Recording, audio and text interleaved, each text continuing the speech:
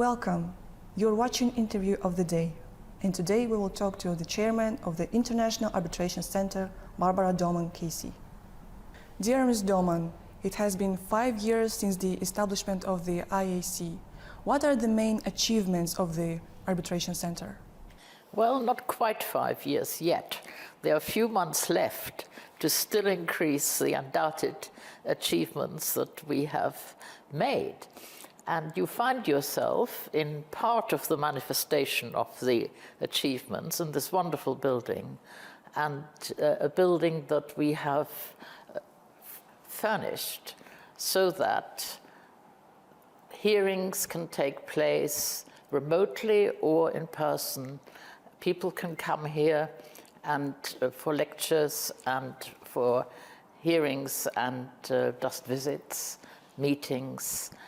You will find a great many mediators working in various rooms in the corridors, and we have chambers set up for those who want to work here with their clients as lawyers, and they find the best possible facilities. Now, those are the physical manifestations of the achievements. The achievements are, of course, that we are known. We are on the map. We are on the map nationally, transnationally, regionally, transregionally.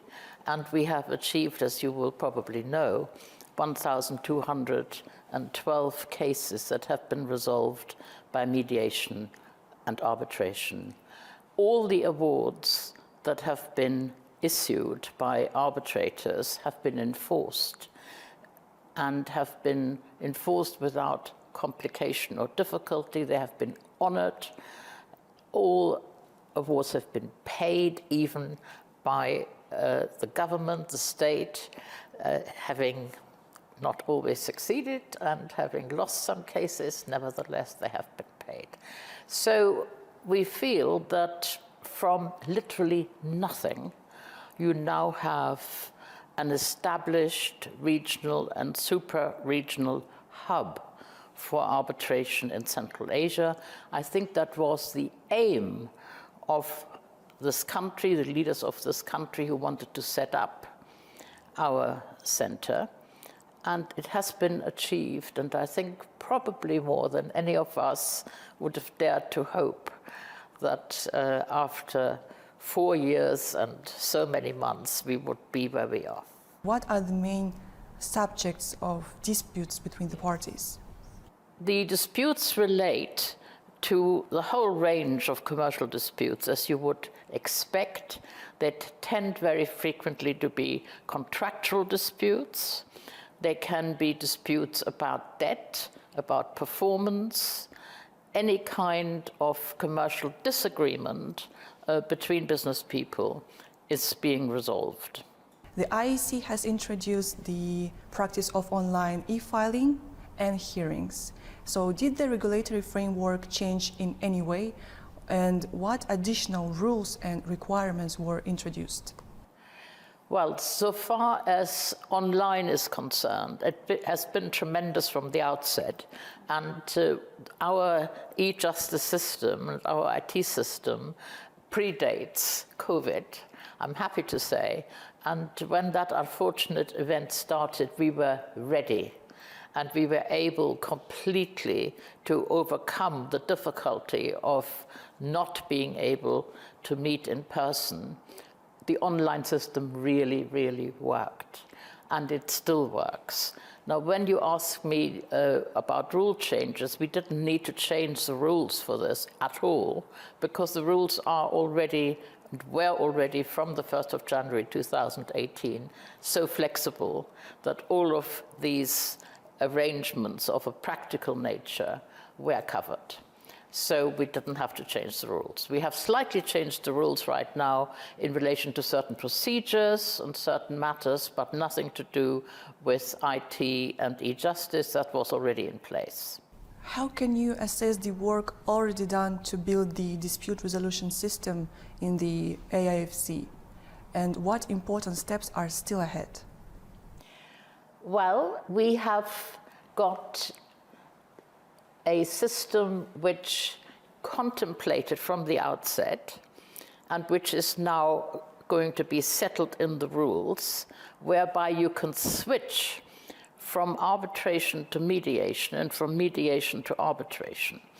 As you will know, mediation has been a huge success and well more than would have been expected, and is the single quickest and most economical means of dispute resolution.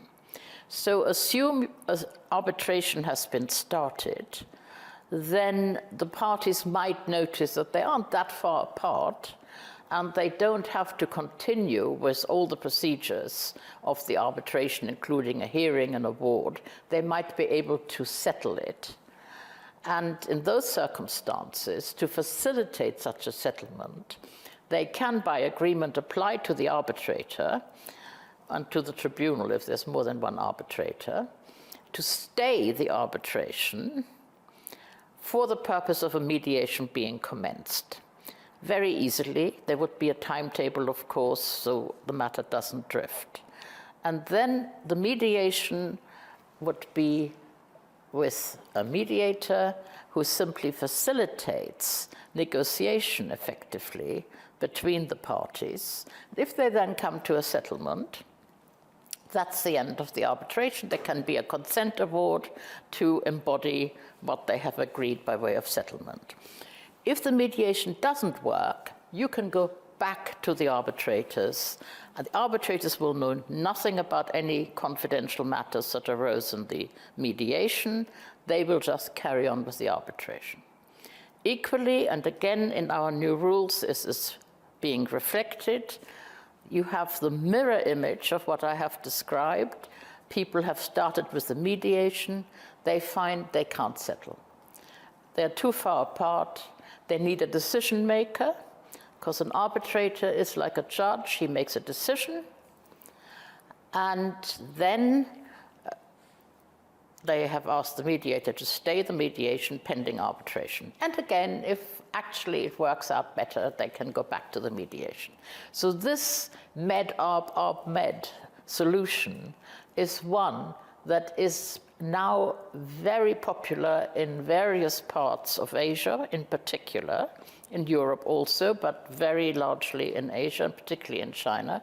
We do not ourselves think it's right to have the same mediator who is also the arbitrator. You would have a different person being the mediator and the arbitrator, but otherwise it is a form of dispute resolution which 97% of those asked what is their perfect means of resolving disputes have answered med-arb-arb-med. And that comes from a survey conducted by Queen Mary's School and White and Case, and it's a published survey of a couple of years ago. So that tells you that we are literally at the forefront in this region of a type of dispute resolution which happens to be the most popular. What is your perspective on women in the legal profession and in arbitration? Well, I mean, my perspective on women is obviously most happy and positive, because I have never found any difficulty in my career. You know, I've been sitting as a judge in England and as a judge in Qatar, and I'm the chairman of the International Arbitration Center in this country. And very happily, I have to say, genuinely no discrimination. When it comes to our own appointment of arbitrators, and as you know, I'm the appointing authority, then we are absolutely inclusive. There is no discrimination on ethnic or any other grounds, and certainly not on gender grounds. So far, appointments have been very often such that there were more women, as it happens, than men appointed, not because I sit there and say, oh, we must have so many women, but because, and this is very important and interesting, the parties themselves often nominate for my appointment women arbitrators. We have been very successful with women arbitrators, extremely successful. I think the balance will be, over the years, just a bit more than half women. That's excellent. Yeah, it's really good, I tell you. I'm very proud of it. What is the purpose of your recent visit to Kazakhstan? Well, we have visited Almaty first, and in Almaty we have met with lawyers who work in arbitration and their clients. And we had very, very interesting questions asked by the clients about our procedures and what they can achieve in the arbitration center. We have, as you will have seen from our publications, more than 7,000 contracts with our arbitration clause in the contract among big businesses and the largest companies there are. And this grows all the time. Quite often we don't even know, of course, that people will have taken our model arbitration clause, which is on our website, and inserted it in their contracts. So there has been a very encouraging reaction from the business world, and we had, as I say, a meeting in Almaty with lawyers and their clients. We also had a different webinar in which we introduced the new rules, very slight changes to our existing rules, and they are published as of the 1st of October and will deal with what I have already described, ARB-MED, and with a clear definition about confidentiality, and will deal also with the designation of the seat.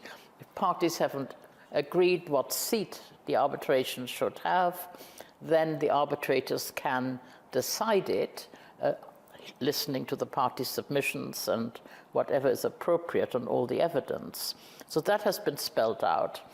And we've also made provision for there being a tribunal secretary if the parties agree to it, because if you have a very large arbitration that can last a long while, it involves a very great volume of documents and perhaps also many witnesses and experts, then a secretary who doesn't need to be an international lawyer will be significantly cheaper for the parties dealing with purely administrative matters than if the arbitrators do all the administration.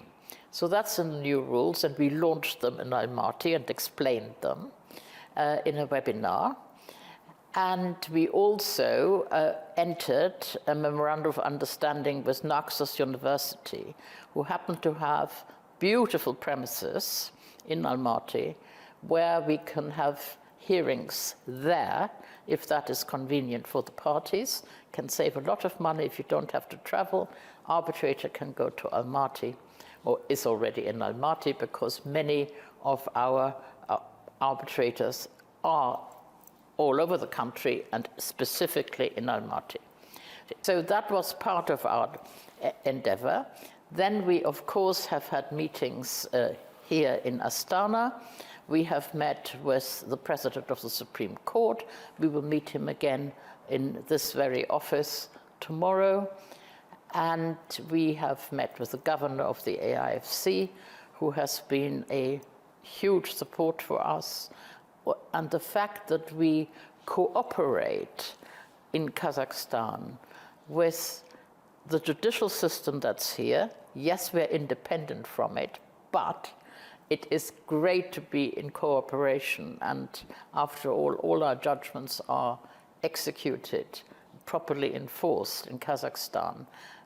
Is an enormous point that the leadership of the AIFC works with us, that we work really with the leaders of the country is terribly important.